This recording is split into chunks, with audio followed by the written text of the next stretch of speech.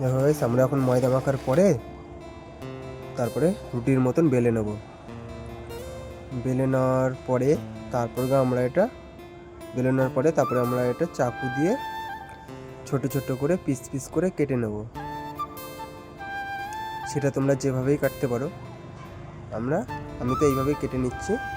কেটে নেওয়ার পরে আমরা একটা থালার উপর হোক বা কোনো একটা পাত্রের উপর হোক রেখে দেবো। রেখে দেওয়ার পরে তারপরে আমরা এটাকে ভালোভাবে রেখে দেবো এক জায়গাতে, জন্য কিছু না হয়। তারপরে আবার কেটে নেব। এটা কেটে নেওয়ার পরে আবার থালার উপরে রেখে দেওয়ার পরে কড়াইয়ে ছেড়ে দেবো তেল গরম হলে। তারপরে ওটাকে হালকা হালকা করে ভেজে নেওয়া হবে।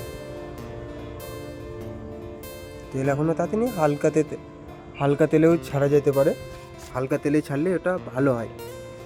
তারপর ভাজা হয়ে গেছে, ওটাকে তুলে নেব।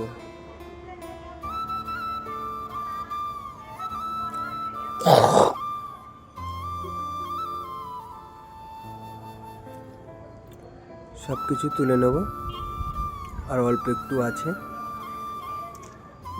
ওগুলোকেও তুলে নেব।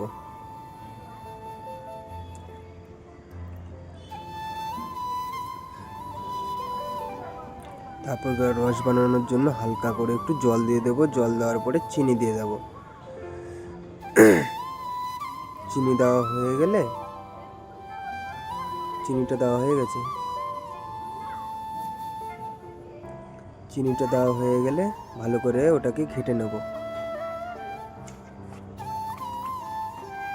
ভালো করে ঘেঁটে নেব। তারপরে রস হয়ে যাওয়ার পরে, প্রায় হয়ে যাওয়ার পরে বলতে হয়ে গেছে কিছুটা, ভালো করে ফুটিয়ে নেব। ফুটানো হয়ে গেলে ওগুলোকে ঢেলে দেবো। যেটাকে ভেজে নিয়ে উঠিয়ে রেখেছিলাম সেগুলোকে রসের মধ্যে ঢেলে দিয়ে একটু ঘেঁটে নেবো কিছুক্ষণের জন্য।